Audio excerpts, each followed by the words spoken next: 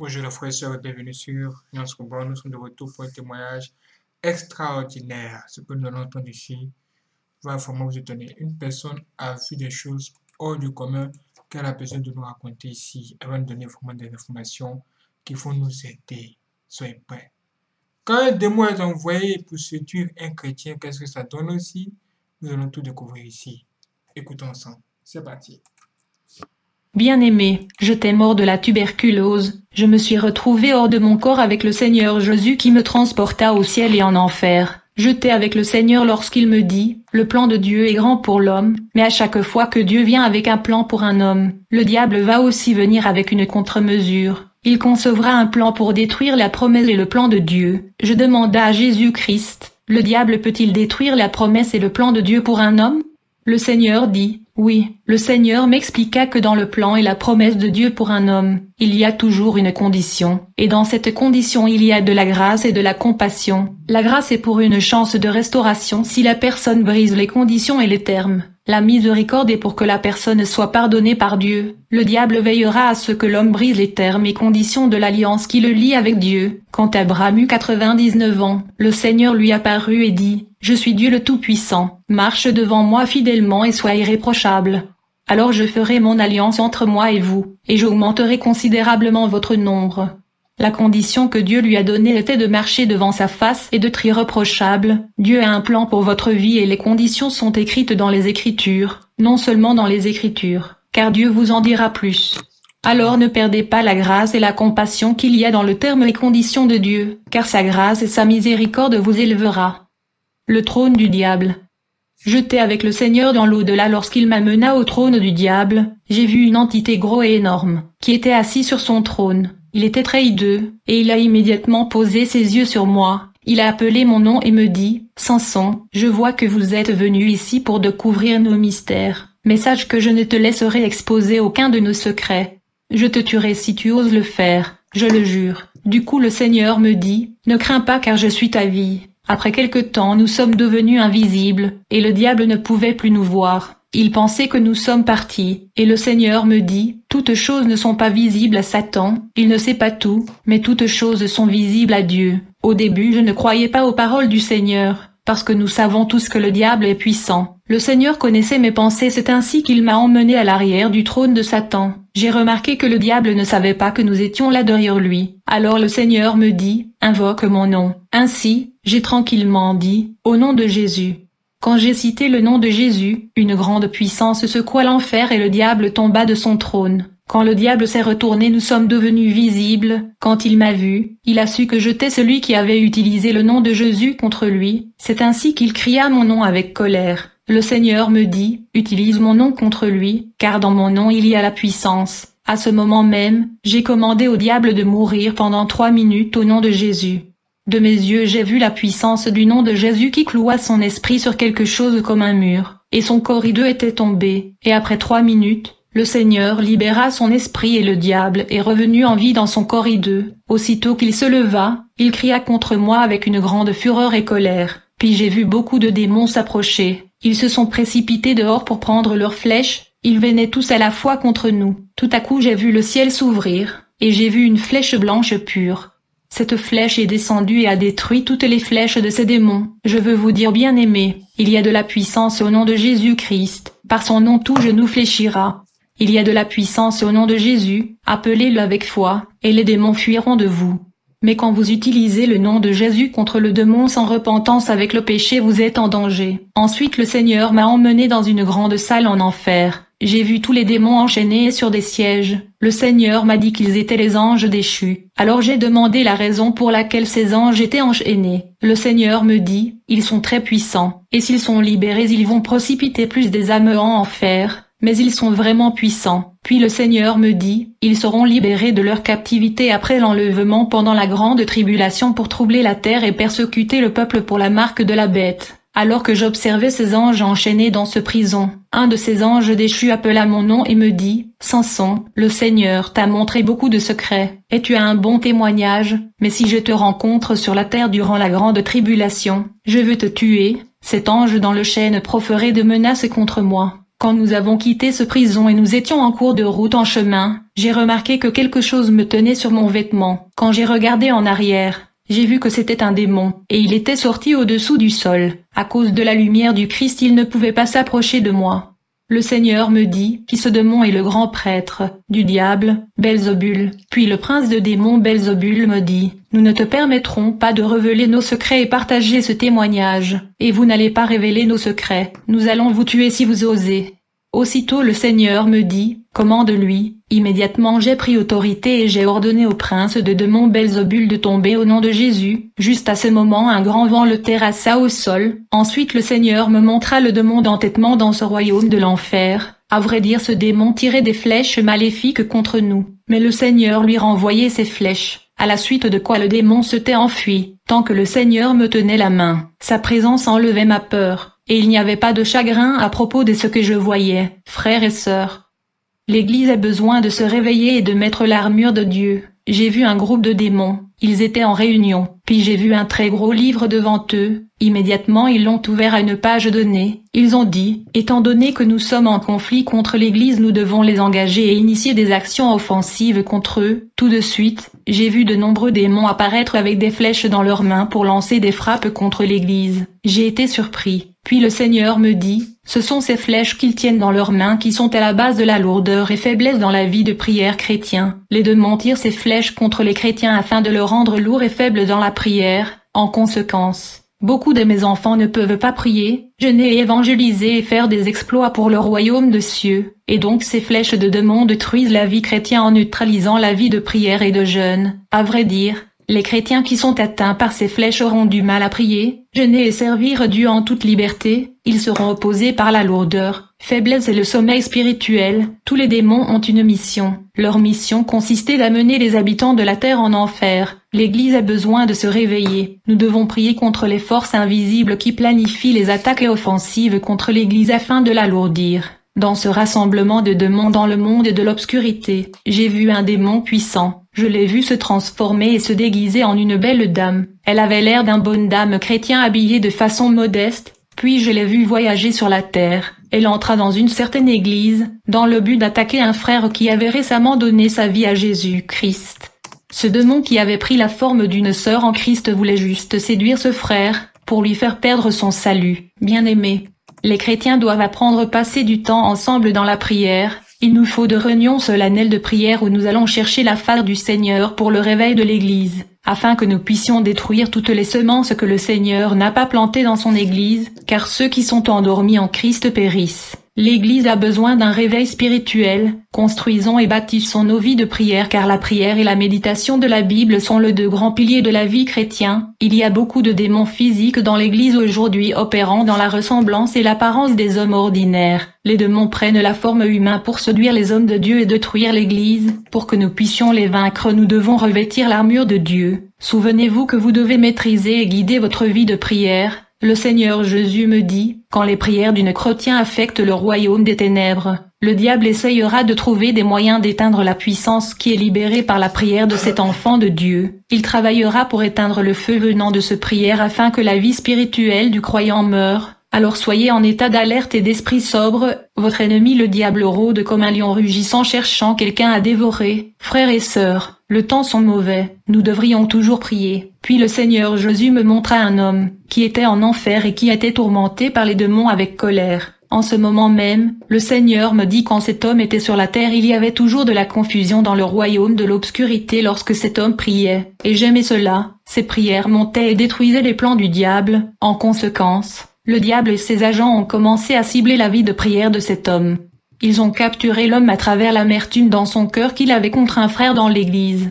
Le Seigneur me dit, je lui ai averti de plusieurs manières sur cela afin qu'il pardonne. Mais il refusait de m'écouter. Comme j'ai dit dans les Écritures, aimez vos ennemis et priez pour ceux qui vous persécutent. Mais cet homme gardait l'amertume dans son cœur et il refusait de pardonner. Enfin cet homme avait fait un accident et il mourut. Il se retrouva dans le feu de l'enfer. Si seulement il pouvait pardonner, Jésus dit. Il y a beaucoup de ministres de chorale et des chantres qui ont de l'amertume dans leur cœur contre les frères dans leur assemblée. C'est souvent parce que l'un est plus talentueux que l'autre, à cause aux capacités des uns, il y a jalousie et amertume dans le cœur des frères et sœurs. Jésus dit, les gens avec cette attitude de jalousie et amertume sont en danger de l'enfer. Ensuite le Seigneur Jésus-Christ me dit, venez. Je veux vous montrer le plan du diable contre l'humanité. Le Seigneur m'a pris la main et nous sommes arrivés devant le trône du diable, et j'ai vu le diable sur le trône. Il riait d'une voix laide en disant, je dois gagner l'humanité, je dois gagner leurs âmes sont à moi. Il était excité et rigolait. Le Seigneur me dit, veille attentivement afin que tu puisses dire aux autres ce que tu vas voir ici. Aussitôt j'ai vu 2 démons. Ils ont amené un homme devant le trône de Satan. L'homme en question était un sorcier. Aussitôt que le diable l'avait vu, il se mit à rigoler et lui a dit, bienvenue mon fidèle serviteur. Le diable a commencé à interroger les 2 démons avec une grande colère. Il leur a demandé, combien des âmes a-t-il gagné pour moi? Le démon lui en répondit, environ 7 millions. Le diable se mit à rire, et encore une fois il demanda au démon, combien des 7 millions des âmes sont-ils déjà morts? Le démon répondit, environ 2 millions. Le diable se mit à rire et dit, leurs âmes m'appartiennent. Le diable demanda encore une fois au démon, combien des crashs des avions a-t-il causé de son vivant? Le démon a répondu, 6 d'entre eux. Encore une fois le diable a demandé au démon, combien des accidents de voiture a-t-il causé sur la terre? Le démon répondit, beaucoup. Enfin le diable dit à cet homme qui était un sorcier quand il vivait sur la terre, avec une grande colère il lui dit, j'ai un cadeau pour toi mon serviteur. Je dois te donner un cadeau. Soudainement, j'ai vu un démon énorme avec une coupe très laide dans la main. À l'intérieur de la coupe était un acide sombre. Le démon a donné à l'homme de le boire. J'ai vu le diable avec sa voix puissante dire à l'homme, buvez-le. L'homme a bu ce coupe de l'acide et son corps a commencé à fondre. L'acide a commencé à consumer son corps et sa chair a éclaté en morceaux. L'homme pleurait amèrement, il cherchait un moyen de s'échapper. J'ai vu le diable éclata de rire et dit, je t'ai piégé et tu as suivi ma tromperie, tu ne sortiras jamais de cet endroit, ton âme est à moi. Et le diable rigolait. Alors le diable a dit, emmène-les. Le démon a pris cet homme et il a été jeté dans le feu de l'enfer. Il pleurait amèrement parce que le tourment de l'enfer est si grand. Ceci est un grand défi pour nous en tant que chrétiens. Un seul serviteur du diable a gagné 7 millions d'âmes. 2 millions d'entre eux sont déjà morts. Maintenant ils sont en grand tourment. Combien de personnes avez-vous parlé de Jésus-Christ aujourd'hui? Certains chrétiens n'ont même pas gagné une âme pour Jésus-Christ et ils ne se soucient jamais. Le diable disait cela parce que beaucoup des âmes finissaient leur vie en enfer. Le Seigneur pleurait comme un bébé parce que beaucoup de chrétiens ne gagnent plus des âmes pour son royaume. Mon ami, il est temps. Nous devons dire non aux œuvres de la chair et gagner des âmes pour le royaume de Dieu. La Bible dit, allez et dit, le royaume des cieux est proche. Guérissez les malades, ressuscitez les morts, nettoyez les lépreux, chassez les démons. Vous avez reçu gratuitement, donné gratuitement, comme nous étions dans le royaume de l'enfer. J'ai vu le diable rire à haute voix. Il a appelé un démon et lui a dit, allez sur la terre dans les autoroutes et les boulevards et causez des accidents de la circulation. Ce démon quitta le trône de Satan et voyagea sur la terre pour causer les accidents de circulation. Puis le diable appela un autre démon et lui dit, allez dans l'espace et les airs et causez les crashs des avions.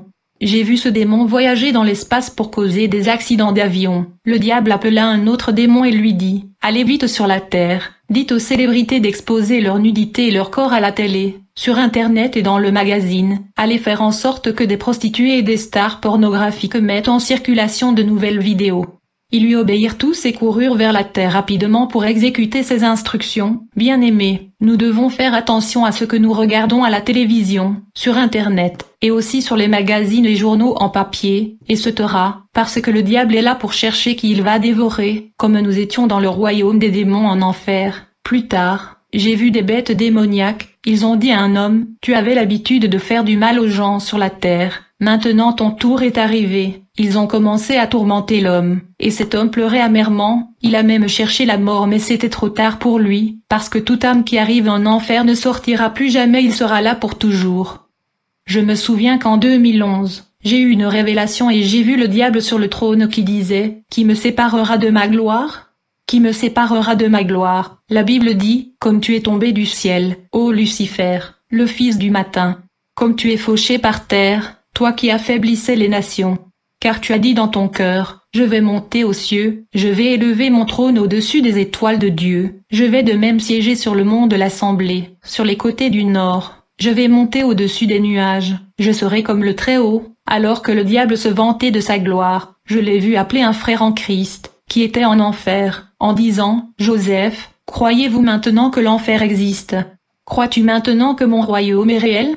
Le démon tourmentait cet homme furieusement. Le Seigneur me montra l'histoire de la vie de ce frère qui était dans le feu. Il n'a jamais cru que le feu de l'enfer existait, et il a aussi enseigné à ses compagnons que le feu de l'enfer n'était pas réel. Il leur enseignait que l'homme n'avait besoin que de bénédiction. Il leur a dit que l'enfer n'était pas réel. Il disait, une fois que l'homme meurt, il meurt pour toujours et son âme n'irait nulle part. Mais quand il est mort, il se retrouva en enfer. Il pleurait en disant, « Maintenant je crois. S'il vous plaît, sortez-moi. Maintenant je crois. » Le diable lui dit, « Votre âme est à moi. Vous serez ici pour toujours. » Ceci est une grande leçon pour ceux d'entre nous sur la terre qui se consolent et pensent que le feu de l'enfer n'est pas réel. Maintenant, repentez-vous, venez à Jésus et soyez sauvés. Le feu de l'enfer est réel. Il en sera de même à la fin du monde. Les anges viendront séparer les méchants d'avec les justes, et ils les jetteront dans la fournaise ardente, où il y aura des pleurs et des grincements de dents. Alors que j'étais avec Jésus, j'ai vu un frère venir à Jésus quand il était mort. Il était heureux parce qu'il pensait qu'il était enfin arrivé au ciel. Quand il se présenta devant Jésus-Christ, ce dernier pleurait profondément. Il demanda à ce frère, « Gabriel, où est ton épée de l'esprit? Où est ton pectoral de justice que je t'ai donné? Où est le casque du salut ?» Le frère lui répondit, « Je l'ai laissé chez mon ami, mais s'il te plaît, laisse-moi retourner et le reprendre. » Le Seigneur lui dit, « Il est trop tard. Tu es mort et tu ne peux plus retourner sur la terre. Je vous avais prévenu à plusieurs reprises, mais vous ne m'avez jamais écouté. » Le frère pleurait avec un grand chagrin en disant, « S'il vous plaît Seigneur, donne-moi la chance de retourner sur la terre pour réparer mes erreurs. S'il vous plaît Seigneur, s'il vous plaît. » Jésus lui dit, « Je ne vous ai jamais connu, retirez-vous de moi. » Et une grande tempête l'a emporté. Le Seigneur m'a montré l'histoire de la vie du frère. Pendant qu'il était sur terre, il ne sortait jamais pour gagner des âmes pour le Seigneur. Chaque fois que le Seigneur lui disait d'aller parler aux gens de la bonne nouvelle de l'Évangile, il remettait et repoussait cela à plus tard. Le diable lui disait, « Assieds-toi et lis ta Bible, tu iras le faire demain. » Mais quand le lendemain arrivait, il procrastinait, mais le Seigneur lui répétait, « Gabriel, va avertir ces pécheurs de se repentir et d'être sauvés. » En même temps, Satan parlait aussi dans son cœur et disait, « Gabriel, asseyez-vous et lisez votre Bible. Demain vous le ferez. » Il obéissait à la voix de Satan. Plus tard, il alla visiter son ami, et au lieu de parler de Jésus à son ami, ils commencèrent à discuter d'autres choses. Au fil du temps, ce frère perdut son salut par les mauvais conseils de son ami. Il a commencé à vivre une vie pécheresse, tout comme son ami. C'est pourquoi quand il mourut, il a dit au Seigneur qu'il avait laissé son pectoral de justice à la maison de son ami. Le Seigneur me dit, « Dites à mon peuple que leur armure doit être complète. Dites-le, il ne doit pas perdre leur armure. » Quand ce frère est arrivé en enfer, j'ai vu un gros serpent avec de nombreuses épines sur son corps qui l'a roulé. Le serpent lui dit, « Gabriel, j'ai réussi à déjouer ton salut et je t'ai trompé. » C'était la même méthode que j'avais appliquée quand j'ai trompé le premier homme qui a perdu la vraie image de Dieu. J'ai été assigné pour capturer ton âme. Je parvenu à vous tromper et vous avez suivi ma tromperie. Je vais vous tourmenter pour toujours dans ce feu de l'enfer. J'ai vu ce grand serpent qui entra dans le corps de ce frère et a commencé à le torturer. Cet homme pleurait amèrement mais il ne pouvait pas sortir du feu. Le diable a commencé à rire et lui dit, « Ton âme est à moi. Je veux gagner toute l'humanité. Je vous gagnerai tous. » Chrétiens bien-aimés, il est temps de développer notre relation avec Dieu parce que beaucoup de gens qui viennent à l'église tombent en enfer à cause de petits péchés. Nous devons confesser nos péchés et délaissons-les, parce que l'étendard de Dieu subsistera.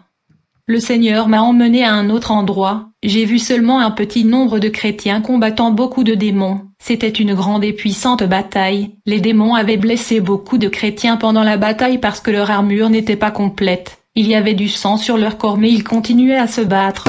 Le Seigneur pleurait en disant, « Vous devez revêtir toute l'armure de Dieu, afin de pouvoir résister dans le mauvais jour, et tenir ferme après avoir tout surmonté. Tenez donc ferme, ayez à vos reins la vérité pour ceinture, revêtez la cuirasse de la justice, mettez pour chaussure à vos pieds le zèle que donne l'évangile de paix. Prenez par-dessus tout cela le bouclier de la foi, avec lequel vous pourrez éteindre tous les traits enflammés du malin. Prenez aussi le casque du salut, et l'épée de l'Esprit qui est la parole de Dieu. Faites en tout temps par l'Esprit toutes sortes de prières et de supplications.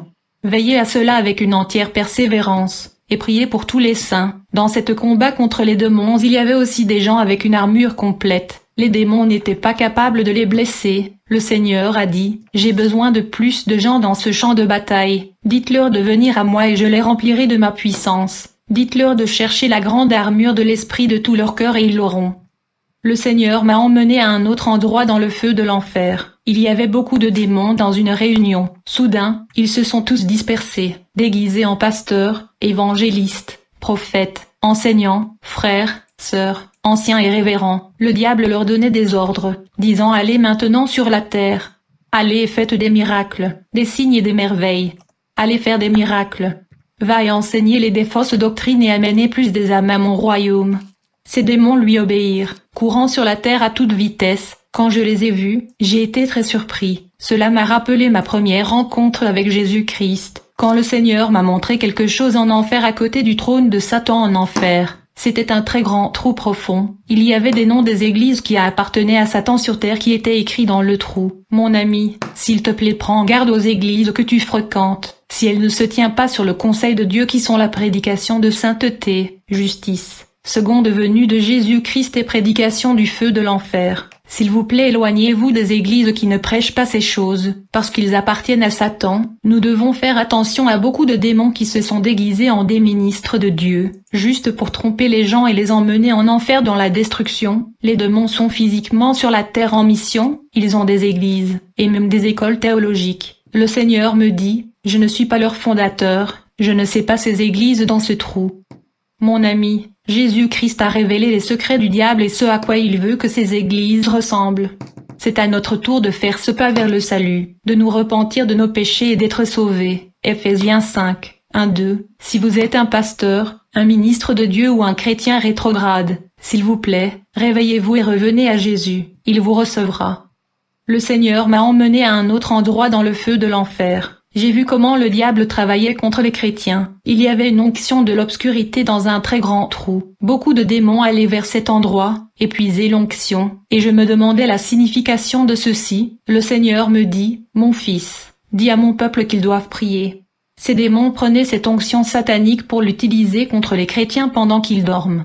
Ces démons déversaient l'onction démoniaque sur les chrétiens la nuit pendant le sommeil, et quand ils sont en profond sommeil, de telle sorte que quand ils se réveillent le matin, si ces chrétiens avaient failli de vaquer à leur obligation de la prière, cette onction était supposée leur apporter des inclinaisons et tendances charnelles et adamiques. Ils auront de mauvais sentiments et de mauvaises pensées. Par conséquent, ils auront tendance à agir et à se comporter contre mon esprit et ma volonté. Bien-aimés, nous ne sommes pas ignorants des dispositifs du diable. Chaque fois que nous dormons, il y a beaucoup de choses que le diable fait contre nous. La Bible dit, tandis que les hommes dormaient, son ennemi est venu et a semé l'ivraie parmi le blé et étalé son chemin. Le Seigneur me dit, mon fils, regarde cet homme. J'ai vu un homme sur la terre. Pendant qu'il dormait, un démon alla verser l'onction diabolique sur l'homme. Quand cet homme s'est réveillé le matin, il n'a pas prié, juste parce qu'il était en retard au travail. Au lieu de cela, il se précipita hors de sa chambre sur le chemin du travail. C'est ainsi que cette onction satanique commença à se manifester dans sa vie.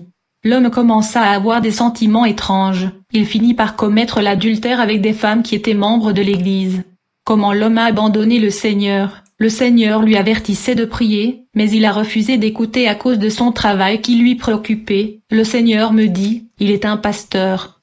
Nous devons faire attention parce que le diable est un grand trompeur et sa mission est de tromper pour causer la destruction. Il travaille politiquement comme le prince de ce monde, comme le Dieu de cet âge. Il aveugle les non-croyants pour les empêcher de croire l'évangile du salut.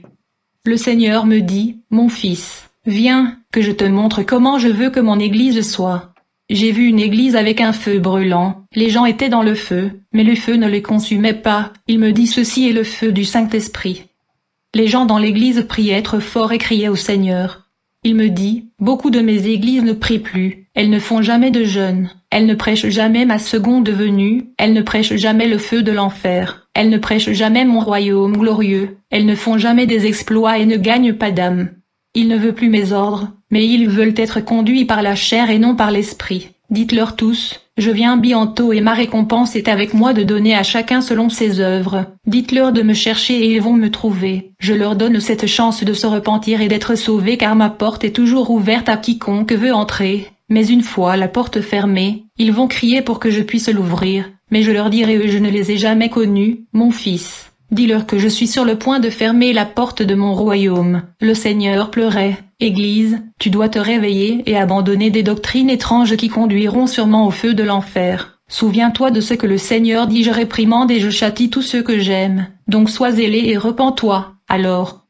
Puis le Seigneur me montra une dame. Elle s'appelle Christiana, et je n'ai jamais entendu son nom auparavant. Elle était dans la fornication. Les démons la tourmentaient avec une grande fureur et disaient, « Pensez-vous que vous êtes sage? Vous êtes une chanteuse de chœur.